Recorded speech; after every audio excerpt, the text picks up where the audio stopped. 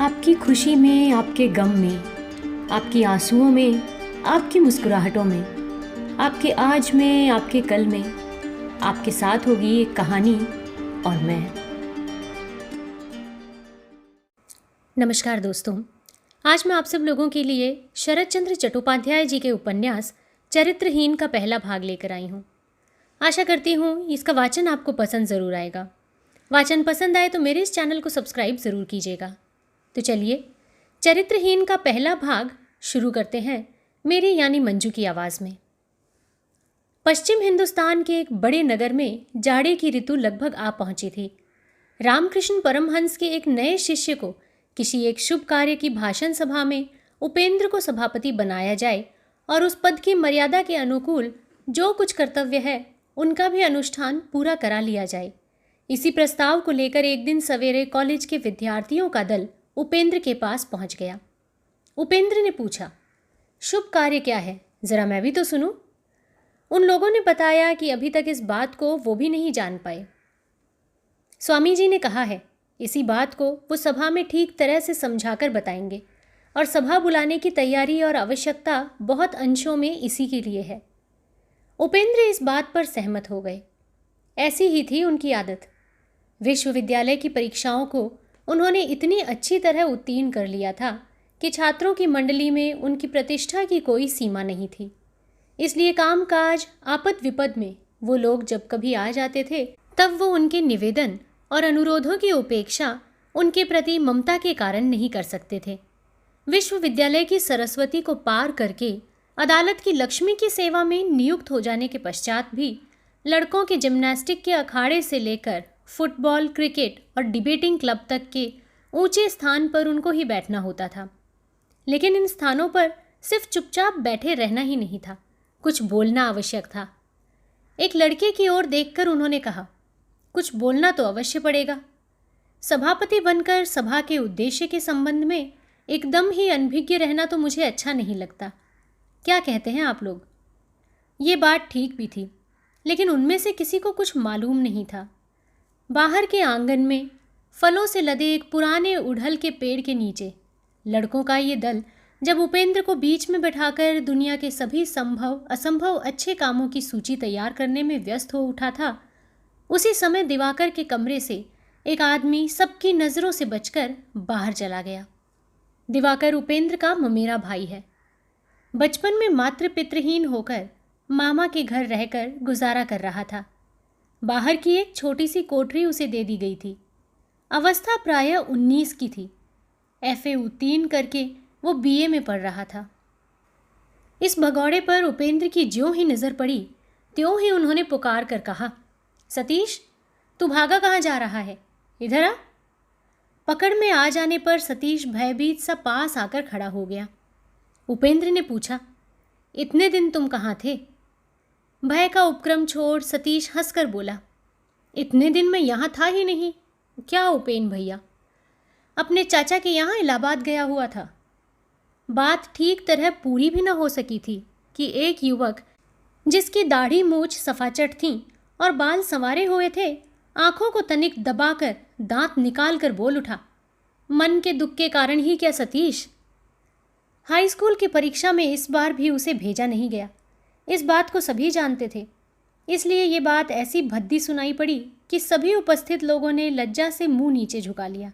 लेकिन सतीश अपना हंसी भरा मुंह लेकर बोला, भूपति बाबू, मन रहने से ही मन में दुख होता है। पास करने की आशा कहिए या इच्छा ही कहिए, मैंने ठीक तरह होश संभालते ही छोड़ दी थी। केवल बाबूजी ही छोड़ नहीं सके थे। इस कारण मन के दुख से किसी को यदि देश छोड़ना पड़े तो उनको ही छोड़ना उचित होगा। फिर वो भी अटल रहे, अपनी वकालत का पेशा चलाते रहे हैं। लेकिन तुम कुछ भी क्यों न कहो, उपेन भैया, इस बार उनकी आंखें खुल गई हैं। सब लोग हंस पड़े। उपेंद्र ने पूछा, क्या इस बार तूने पढ़ना लिखना छोड़ दिया? सतीश ने कहा, मैंने उसे कब पकड़ रखा था कि आज छोड़ देता? मैंने नहीं उपेन भैया, लिखने पढ़ने के धंधे ने ही मुझे पकड़ रखा था। इस बार मैं आत्मरक्षा करूंगा। ऐसे देश में जाकर रहूंगा जहां स्कूल ही न हो। उपेंद्र ने कहा, लेकिन कुछ करना तो आवश्यक है। मनुष्य एकदम चुपचाप रह भी नहीं सकता, ये भी ठीक नहीं है। सतीश बोला, नहीं, चुपचाप नहीं बैठूंगा। इलाहाबाद से एक नया उद्देश्य प्राप्त करने आया हूँ। इस बार ठीक तरह प्रयत्न करके देखूंगा कि उनके लिए मैं क्या कर सकता हूँ। ये जानकर कि इसका विवरण सुनने के लिए सभी उत्सुक हो रहे हैं, वो लज्जा युक्त हंसी के साथ बोला, मेरे गांव में जिस तरह मलेरिया है उसी तरह हैजा भी है। 5-7 गांवों में ठीक वक्त पर शायद एक भी डॉक्टर नहीं मिलता। मैं उसी स्थान पर जाकर होम्योपैथी चिकित्सा शुरू कर दूंगा। माँ अपनी मृत्यु के पहले मुझे कई हजार रुपया दे गई हैं।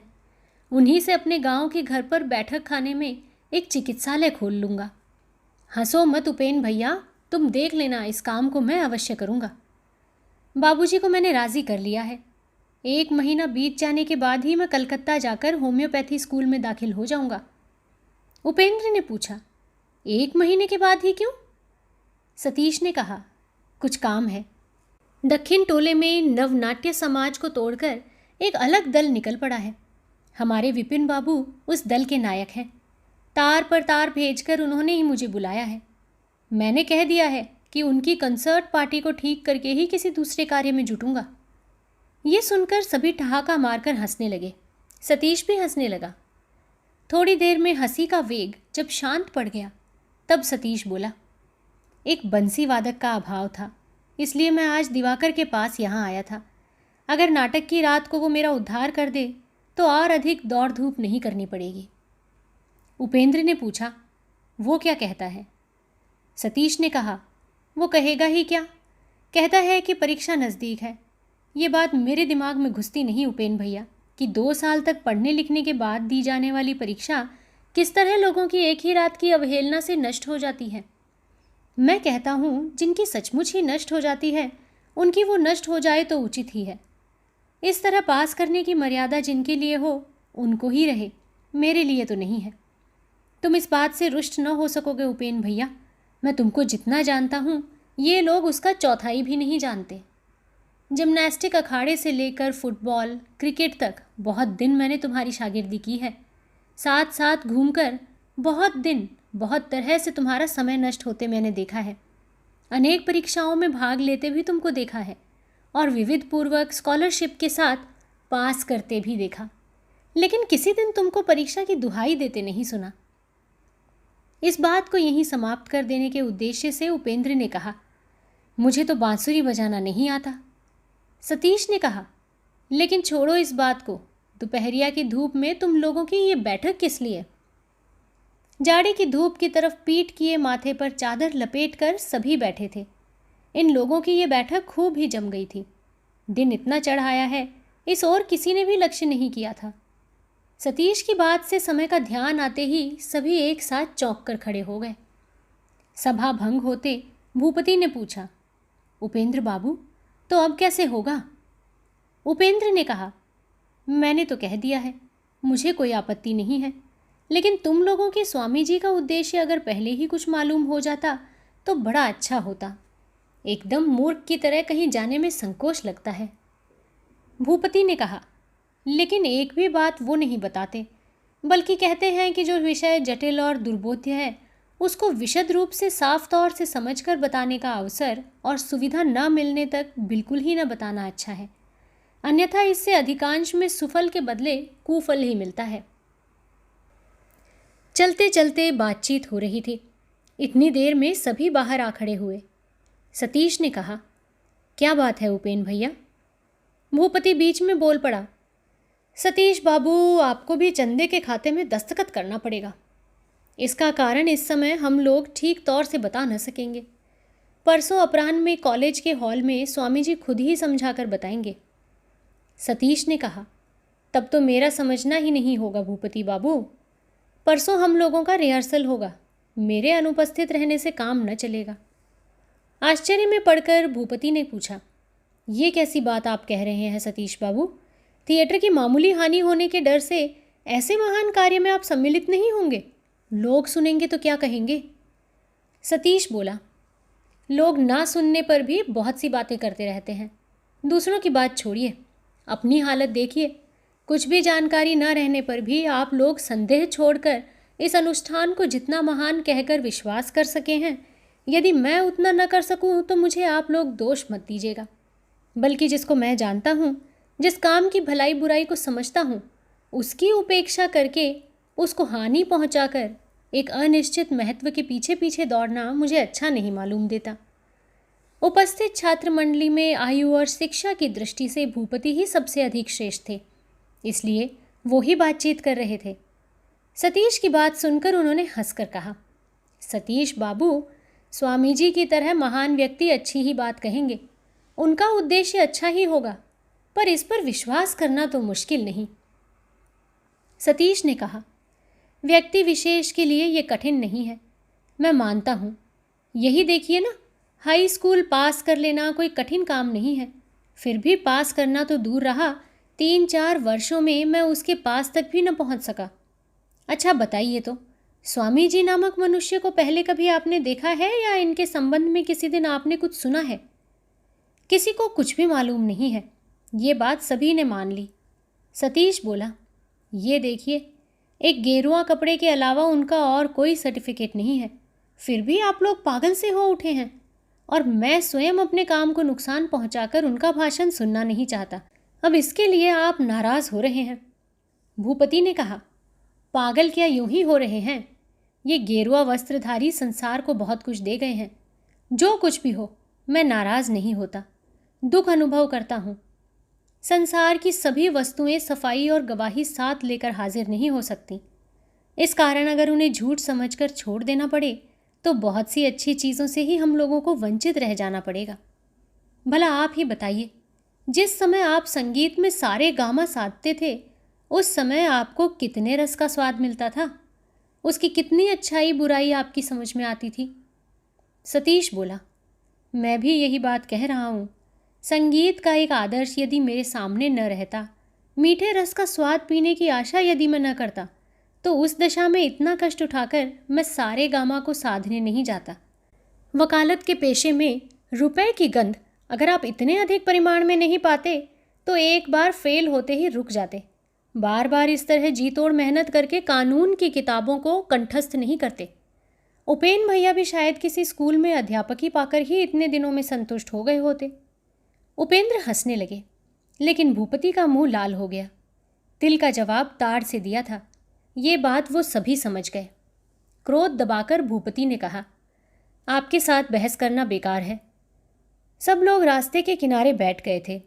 सतीश उठ खड़ा हुआ और हाथ जोड़कर बोला, क्षमा कीजिए भूपति बाबू, 6 तरह के प्रमाणों और 36 प्रकार के प्रत्यक्षों की आलोचना इतनी धूप में सही नहीं जा सकती।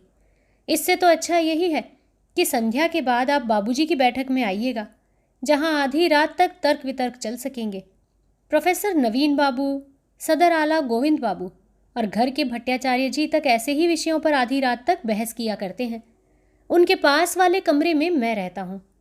तर्क वितर्क के दांव पेच की बातों से मेरे कान अभी तक पूरे पके तो नहीं हैं, लेकिन मुझ पर रंग चढ़ने लगा है। इसलिए असमय में पेड़ों के नीचे गिरकर सियार कुत्तों के पेट में जाना मैं नहीं चाहता। इसलिए इस विषय को छोड़कर अगर और कुछ कहना हो तो कह दीजिए, नहीं तो आज्ञा दें, मैं चलूं। सतीश का हाथ जोड़कर बातें करने का तरीका देखकर सभी हंसने लगे। नाराज भूपति दोगुने उत्तेजित हो उठे। क्रोध के आवेश से तर्क का सूत्र खो गया और ऐसी दशा में जो ही मुंह से निकला उसी की गर्जना करके वो कह उठे, मैं देख रहा हूं आप ईश्वर को भी नहीं मानते हैं। ये बात बहुत ही असंबद्ध और बच्चों की सी निकल पड़ी। स्वयं भूपति बाबू के भी कानों में ये बात खटके बिना न रह सकी। भूपति के लाल चेहरे पर एक बार तीक्ष्ण दृष्टि डालकर फिर उपेंद्र के चेहरे की तरफ देख सतीश खिलखिलाकर हंस पड़ा और भूपति की तरफ देखकर वो बोला, आपने ठीक ही किया है भूपति बाबू। चोर चोर के खेल में दौड़ने में लाचार होने पर बुढ़िया को छू देना ही अच्छा होता है। इस कड़ी बात से आग बबूला होकर भूपति ज्यों ही उठ खड़े हुए त्यों ही उपेंद्र ने हाथ पकड़कर कहा, तुम चुप रहो भूपति, मैं अभी इस मनुष्य को ठीक करता हूँ। बुढ़िया को छू देना, ठिकाने जा पहुँचना, ये सब कैसी बातें हैं रे सतीश? वास्तव में तेरे जैसा संशयी स्वभाव है, इससे संदेह हो ही सकता है कि तू ईश्वर तक को भी नहीं मानता। सतीश ने आश्चर्य प्रकट कर कहा, हाय रे मेरा भाग्य, मैं ईश्वर को नहीं मानता, खूब मानता हूँ। थिएटर का खेल समाप्त होने के बाद आधी रात को कब्रिस्तान के पास से लौटता हूँ। कोई भी आदमी नहीं रहता। डर के मारे छाती का खून बर्फ बन जाता है। हंस रहे हो उपेन भैया? भूत प्रेत मानता हूँ और ईश्वर को मैं मानता नहीं। उसकी बात सुनकर क्रुद्ध भूपति भी हंसने लगे। बोले, सतीश बाबू, भूत का भय करने से ही ईश्वर को स्वीकार करना होता है। ये दोनों बातें क्या आपके विचार में एक ही हैं? सतीश ने कहा, हाँ, एक ही है। आसपास रख देने से पहचानने का उपाय नहीं है। केवल मेरे लिए ही नहीं, आपके लिए भी यही बात लागू है, उपेन भैया के लिए भी, बल्कि जो लोग शास्त्र लिखते हैं उनके लिए भी। वो एक ही बात है। नहीं मानते तो वो दूसरी बात है, लेकिन मान लेने के बाद जान नहीं बचती।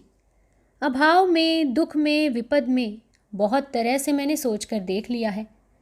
वाग्वितंडा भी खूब सुन लिया है, लेकिन जो अंधकार पहले था वही अंधकार अब भी है। छोटा सा एक निराकार ब्रह्म मानो या हाथ पांवधारी 33 करोड़ देवताओं को ही स्वीकार करो, कोई युक्ति ही इसमें नहीं लगती। सभी एक ही जंजीर में बंधी हुई हैं। एक को खींचने से सभी आकर उपस्थित हो जाते हैं।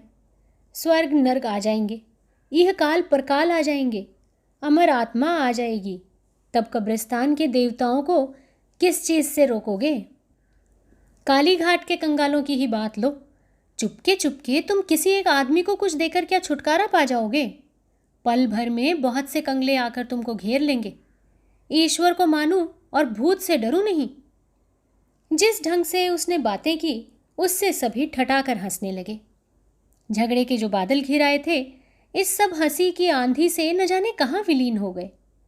किसी को होश नहीं आ रहा था कि दोपहरिया बहुत पहले बीत चुकी है और इतनी देर हो जाने से घर के भीतर भूख प्यास से बेचैन नौकरानियां आंगन में चिल्लाहट मचा रही थीं और रसोई घर में रसोइया काम छोड़ देने के दृढ़ संकल्प की बार बार घोषणा कर रहा था।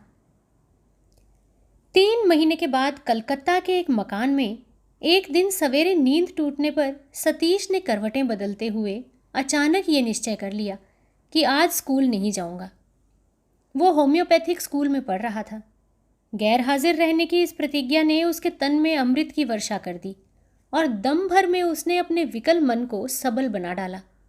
वो प्रसन्नचित्त से उठकर बैठ गया और तंबाकू के लिए पुकार करने लगा। सावित्री कमरे में आकर पास ही फर्श पर बैठ गई। हंसते हुए उसने पूछा, नींद खुल गई बाबू? सावित्री इस घर की नौकरानी और गृहिणी दोनों है। चोरी नहीं करती थी, इसलिए खर्च के रुपए पैसे सब उसी के पास रहते थे। बदन का इकहरा अत्यंत सुंदर गठन था। उम्र 21-22 की रही होगी, लेकिन चेहरा देखने से और भी कम उम्र की मालूम होती थी। सावित्री सफ़ेद वस्त्र पहनती थी और दोनों होठ पान और तंबाकू के रस से दिन रात लाल बनाए रहती थी। वो हंसकर बातचीत करना तो जानती ही थी, उस हंसी का मूल्य भी ठीक उसी तरह समझती थी। गृह सुख से वंचित डेरे के सभी लोगों को उसके मन में एक आंतरिक स्नेह ममता थी। फिर भी कोई उसकी प्रशंसा करता तो वो कहती कि आदर न करने की दशा में आप लोग मुझे रखेंगे क्यों बाबू? इसके अलावा घर जाकर स्त्रियों से निंदा करके कहेंगे, डेरे पर ऐसी दाई है कि भरपेट खाने को भी नहीं देती। इस अपयश की अपेक्षा थोड़ी सी मेहनत अच्छी है। ये कहकर वो हंसती हुई अपने काम को चली जाती थी। डेरे में एक सतीश ही ऐसा था जो उसका नाम लेकर पुकारता था। जब तब उसके साथ हंसी मजाक करता था और मन में आता तो कभी इनाम भी दे देता था। उसका भी सतीश पर स्नेह कुछ अधिक मात्रा में था। सारा दिन सभी कामकाजों में व्यस्त रहने पर भी इसीलिए सदा एक आंख और एक कान सुगठित सुंदर युवक की तरफ लगाई रहती थी। डेरे पर सभी लोग इस बात को जानते थे और कोई कोई कौतुक के साथ इसका इशारा करने से भी बाज नहीं आता था। सावित्री जवाब देकर मुस्कुराती हुई काम पर चली जाती थी। सतीश ने कहा, हाँ, नींद खुल गई। इतना कहकर तकिए के नीचे से उसने 1 रुपया निकालकर उसके सामने फेंक दिया। सावित्री ने रुपया उठाकर कहा, सवेरे ही फिर क्या ले आने की बात हुई? सतीश ने कहा, संदेश, लेकिन मेरे लिए नहीं, अभी तुम रख लो, रात को अपने बाबू के लिए खरीद कर ले जाना। सावित्री ने नाराज होकर रुपए को बिछौने पर फेंक कर कहा, ये लीजिए अपने रुपए को, मेरा बाबू संदेश नहीं खाता। रुपए को फिर फेंक कर अनुरोध के स्वर में सतीश ने कहा, मेरे सिर की सौगंध सावित्री, इस रुपए को तुम किसी प्रकार भी वापस न कर सकोगी। मैंने सचमुच ही तुम्हारे बाबू को संदेश खाने के लिए दिया है। सावित्री ने मुंह उदास बनाकर कहा, जब तक आप स्त्रियों की तरह सिर की सौगंध दिलाते रहते हैं, ये बड़ा अन्याय है। बाबू बाबू मेरे नहीं हैं, मेरे बाबू आप लोग हैं। सतीश ने हंसकर कहा, अच्छा दे दो रुपया, लेकिन बताओ मेरे सिवाय अगर और कोई बाबू हो तो मैं उसका सिर खाऊं। सावित्री हंसकर बोली, मेरा बाबू क्या आपकी सौत है जो सिर खा जाओगे? सतीश ने कहा, मैं उनका सिर खा रहा हूं या वो ही मेरा सिर खा रहे हैं, बल्कि मैं तो उनको संदेश खिला रहा हूं। सावित्री ने अपनी हंसी को रोक कर कहा, नौकर नौकरानियों के साथ इस तरह बातचीत करने से छोटे आदमियों को प्रश्रय मिल जाता है, फिर वो मुंह लग जाते हैं। ज़रा समझ बूझ कर बातें करनी होती हैं बाबू, नहीं तो लोग निंदा करते हैं। ये कहकर रुपया उठा लिया और फिर कमरे से बाहर चली गई। थोड़ी ही देर बाद फिर लौटकर बोली, इस समय क्या बनेगा? भोजन संबंधी सभी बातों में सतीश एक गुणवान आदमी है। इसका परिचय सावित्री पहले ही पा चुकी थी। इसी के लिए प्रतिदिन प्रातःकाल वो एक बार आ जाती थी और सतीश की आज्ञा लेकर चली जाती थी और खुद ही खड़ी रहकर महाराज से सभी कामों में खूब अच्छी तरह पूरा करा लेती थी। इस समय नौकर तंबाकू दे गया था। सतीश फिर एक बार करवट लेकर बोला, जो मन में हो वही बनाओ। सावित्री बोली, फिर क्रोध भी मौजूद है, देखती हूँ। दीवार की तरफ मुंह फेरकर तंबाकू खींचते हुए सतीश बोला, पुरुष ही ठहरा, क्रोध क्यों नहीं रहेगा? आज मैं भोजन भी नहीं करूँगा। सावित्री बोली, शायद और कहीं ठिकाना लग गया है, किंतु कुछ भी हो सतीश बाबू, स्कूल आपको जाना पड़ेगा, कहे देती हूँ। इतने थोड़े समय के बीच ही नियमित रूप से स्कूल जाने का धंधा फिर से सतीश को भार सा बनकर दबाता जा रहा था और तरह तरह के बहाने, तरह तरह के कारण निकालकर उसने अनुपस्थित होना शुरू कर दिया था। आज उस बहानेबाजी की पुनरावृत्ति का सूत्रपात होते ही वो समझ गई। सतीश हड़बड़ाकर उठ बैठा और बनावटी क्रोध के स्वर में बोला, शुभ कार्य के शुरू में ही टोको मत। सावित्री ने कहा, ये तो आप कहेंगे ही, लेकिन एंट्रेंस पास करने में 24 साल बीत गए, ये डॉक्टरी पास करने में 64 बीत जाएंगे। सतीश ने क्रोध भाव से कहा, झूठी बात मत कहो सावित्री, मैंने एंट्रेंस पास नहीं किया। सावित्री हंसने लगी, बोली, इसको भी पास नहीं किया? सतीश ने गर्दन हिलाकर कहा, नहीं, ईर्ष्यालु मास्टरों ने मुझे पास करने के लिए परीक्षा में बैठने ही नहीं दिया। सावित्री ने हंसकर कहा, तो क्या इसकी भी वही हालत होगी? किसकी? अरे इस डॉक्टरी की। सतीश ने कहा, अच्छा सावित्री, गधों की तरह जितने लोग हैं वो परीक्षा पास करके क्या करते हैं, तुम बता सकती हो? सावित्री हंसी के वेग को दबाकर बोली, गधों की तरह? लेकिन गधे हैं नहीं। जो लोग वास्तव में गधे हैं वो पास ही नहीं कर सकते। सतीश ने दरवाजे से झांक कर एक बार देख लिया, फिर स्थिर भाव से बैठ गया और गंभीर होकर बोला, अगर कोई सुन लेगा तो वो सचमुच ही निंदा करेगा। मेरे मुंह पर ही मुझे गधा कह रही हो? हाय रे, कर्मों के दोष से आज सावित्री घर की सेविका है, इसी कारण वो इस आघात को सहकर बोली, ठीक ही तो है। ये कहकर वो चली गई। सतीश फिर आलसी की भांति बिछौने पर लेट गया। उसके मन में कर्मविहीन समूचे दिन का जो चित्र उज्जवल होकर उठ रहा था, सावित्री की बातों की चोट से उसका अधिकांश मलिन हो गया और मन की जिस व्यथा को लेकर सावित्री स्वयं चली गई, वो भी उसकी छुट्टी के आनंद को बढ़ाकर नहीं गया। और यद्यपि वो मन ही मन समझ गया, आज फिर नागा करने से लाभ नहीं होगा, तो भी कुछ ना करने का लोभ भी वो छोड़ न सकने पर आलस्य भरे विरक्त चेहरे से बिछौने पर ही लेट गया। लेकिन ठीक समय पर स्नान के लिए तकाजा आ पड़ा। लेटे लेटे बोला, जल्दी क्या है, आज तो मैं बाहर जाऊंगा नहीं। सावित्री ने कमरे में घुसकर कहा, ये नहीं हो सकता, आपको स्कूल जाना ही पड़ेगा, जाइए स्नान करके भोजन कर लीजिए। सतीश ने कहा, तुमको क्या मेरा संरक्षक नियुक्त किया गया है? जो तुम जिद कर रही हो, आज मैं पाद्मेकम न गच्छामि। सावित्री तनिक हंसकर बोली, नहीं जाना है तो स्नान तो कर लीजिए। आपके आलस्य से नौकर नौकरानियों को दुख होता है, इसे आप नहीं देखते। सतीश ने कहा, कैसे नौकर नौकरानियां हैं जो 9 बजते बजते दुख पाने लगते हैं? इस डेरे को मुझे बदल देना पड़ेगा। सावित्री ने हंसकर कहा, तब तो मुझे भी बदल ही देना पड़ेगा। लेकिन तुरंत ही वो बात को दबाकर बोल उठी, तब तक आपको इसी डेरे का नियम मानकर चलना पड़ेगा। स्कूल में भी जाना पड़ेगा।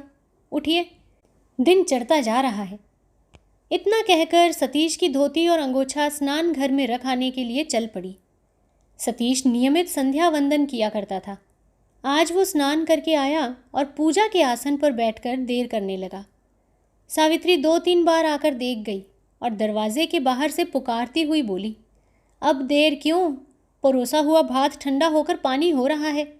स्कूल जाना नहीं पड़ेगा। 2 कौर खाकर हम लोगों को ज़रा फुर्सत तो दीजिए। सतीश और भी 5 मिनट चुपचाप बैठा रहा, फिर खड़ा होकर बोला, संध्या पूजा के समय गड़बड़ी मचाने से जानती हो क्या होता है? सावित्री ने कहा, गंगाजली और पंचपात्र सामने रखकर ढोंग रचाने से क्या होता है ये जानते हैं? सतीश ने आंखें फैलाकर कहा, मैं ढोंग रच रहा था? कदापि नहीं।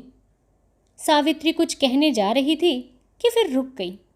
उसके बाद बोली, इसे तो आप ही जानते हैं, लेकिन आपको भी तो किसी दिन इतनी देरी नहीं होती थी। जाइए, भात परोस दिया है। ये कहकर वो चल दी। आज जाड़े के मधुर मध्याह्न में डेरा निर्जन और निस्तब्ध था। इस डेरे में रहने वाले सभी नौकरी करते हैं। वो लोग दफ्तर गए हैं, रसोइया घूमने गया है, बिहारी बाजार से सौदा लाने गया है। सावित्री की भी कोई आहट आवाज़ नहीं सुनाई पड़ती। सतीश ने अपने कमरे में पहले दिवा निद्रा की मिथ्या चेष्टा की, फिर उठकर बैठ गया और कुछ सोचने लगा। सिराने की खिड़की बंद थी। उसको खोलकर सामने की खुली छत की तरफ देखते ही उसी क्षण उसने उसको बंद कर दिया। छत के एक छोर पर बैठकर सावित्री अपने बाल सुखा रही थी और झुककर कोई पुस्तक देख रही थी। खिड़की खोलने बंद करने की आवाज़ से उसने चौंक कर माथे पर आंचल डालकर खड़ी होकर देखा। खिड़की बंद हो गई थी। थोड़ी देर बाद उसने कमरे में प्रवेश करके कहा, बाबू, आप मुझे बुला रहे थे? सतीश ने कहा, नहीं तो। आपके लिए पान और जल ले आऊं? सतीश ने सिर हिलाकर कहा, ले आओ। सावित्री ने पान और जल लाकर बिछौने पर रख दिया और फर्श पर बैठते हुए कहा, जाऊं, आपके लिए तंबाकू ले आऊं? सतीश ने पूछा, बिहारी कहाँ है? बाजार गया है, कहकर सावित्री चली गई और थोड़ी देर के बाद तंबाकू भरकर ले आई। बोली, आज झूठ मूठ आपने नागा कर दिया। सतीश ने कहा, ठीक है, मेरा स्वभाव कुछ स्वतंत्र है, इसलिए बीच बीच में ऐसा न करने से बीमारी पकड़ लेती है। इसके सिवाय मैं विधिवत डॉक्टर बनना भी नहीं चाहता। इधर उधर की कुछ बातें सीखकर अपने गांव के मकान पर एक बिना पैसे वाला मुफ्त दवाखाना खोल दूंगा। चिकित्सा के अभाव से देश गांव के गरीब दुखी हैजे की बीमारी से उजड़ते जाते हैं। उन लोगों की चिकित्सा करना ही मेरा उद्देश्य है। सावित्री ने कहा, बिना पैसे की चिकित्सा में शायद अच्छी तरह सीखने की आवश्यकता नहीं है। अच्छे डॉक्टर केवल बड़े आदमियों के लिए होते हैं और गरीबों के लिए गंवार। लेकिन ऐसा भी होगा कैसे? आपके चले जाने से विपिन बाबू भारी कठिनाई में पड़ जाएंगे। विपिन बाबू का जिक्र होने से सतीश लज्जित होकर बोला, मेरे जैसे मित्र उनको बहुत मिल जाएंगे। इसके अलावा अब मैं वहाँ जाता भी नहीं। सावित्री ने आश्चर्य के साथ पूछा, जाते नहीं हैं? तो फिर उनको गाना बजाना सिखाता कौन है? सतीश ने कहा, गाना बजाना क्या मैं सिखाता हूँ? सावित्री बोली, क्या मालूम बाबू, लोग तो यही कहते हैं। कोई नहीं कहता, ये तुम्हारी मनगढ़ंत बातें हैं। आपको विपिन बाबू का मुसाहिब कहते हैं, ये भी क्या मेरी मनगढ़ंत बात है? ये बात सुनकर सतीश आपे से बाहर हो उठा। इसका कारण था विपिन के साथ घनिष्ठ संबंध। बाहर के लोगों की चर्चा का विषय होने पर उसका फल साधारणतः क्या होता, इसकी जानकारी उसको थी। कलकत्ता वासी विपिन की सांसारिक अवस्था और उसके आमोद प्रमोद की अत्यधिक सजावट बनावट के बीच प्रवासी सतीश का स्थान नीचे ही उतर आएगा। सतीश के दिल का ये संदेह सावित्री के तीक्ष्ण प्रहार से बिल्कुल ही उग्र मूर्ति धारण करके बाहर निकल आया। वो दोनों नेत्रों को सतेज बनाकर गरज उठा। क्या मुसाहिब हूं मैं? कौन कहता है? बताओ। किसका नाम बताऊं? जाऊं राखाल बाबू का बिछौना धूप में डाल आऊं? बिछौना छोड़ो, नाम बताओ। कुमुदिनी, सावित्री ने हंसकर कहा। सतीश ने आश्चर्य में पड़कर कहा, उसको तुम किस तरह जान गई? सावित्री बोली, उन्होंने मुझे काम करने के लिए बुला भेजा था। तुमको? साहस तो कम नहीं है। तुमने क्या कहा? अभी तक तो मैंने कुछ कहा नहीं है। सोच रही हूं वेतन ज्यादा है और काम कम है, इसलिए थोड़ा लोभ हो रहा है। सतीश की आंखों से आग की चिंगारियां निकलने लगीं। उसने कहा, यह है विपिन की करतूत। तुम्हारा नाम वो अक्सर लेता रहता है। सावित्री ने हंसी को रोककर कहा, लेते रहते हैं? तब तो मालूम पड़ता है मेरे ऊपर दिल लग गया है। अच्छा तुम जाओ। सावित्री चली गई। राखाल के बिछौने को धूप में डालकर झटपट वापस आकर खिड़की के सुराख से झांककर उसने देखा, सतीश कुर्ता पहन चुका है और बक्स में से एक बंडल का नोट जेब में रख रहा है। सावित्री दोनों चौखटों पर हाथ रखकर रास्ता रोककर खड़ी हो गई। बोली, कहाँ जाइएगा? काम है, रास्ता छोड़ दो। क्या काम है? सुनूं तो। सतीश ने नाराज होकर कहा, हटो। सावित्री हटी नहीं। हंसकर बोली, भगवान ने आपको किसी गुण से वंचित नहीं रखा है। इसके पहले आप जुर्माना भी दे चुके हैं। सतीश ने आंखें तरेर लीं, कुछ बोला नहीं। सावित्री बोली, ये आपका भारी अन्याय है। कहाँ मैं काम करूं, कहाँ न करूं, ये मेरी इच्छा पर है। आप क्यों झगड़ा करना चाहते हैं? सतीश बोला, मैं झगड़ा करूं या ना करूं, ये मेरी इच्छा की बात है। तुम क्यों रास्ता रोक रही हो? सावित्री ने हाथ जोड़कर कहा, मेरे आने पर जाइएगा। सतीश ज्यों ही लौटकर खटिया पर बैठ गया, त्यों ही सावित्री ने बाहर जाकर दरवाजे की जंजीर चढ़ा दी।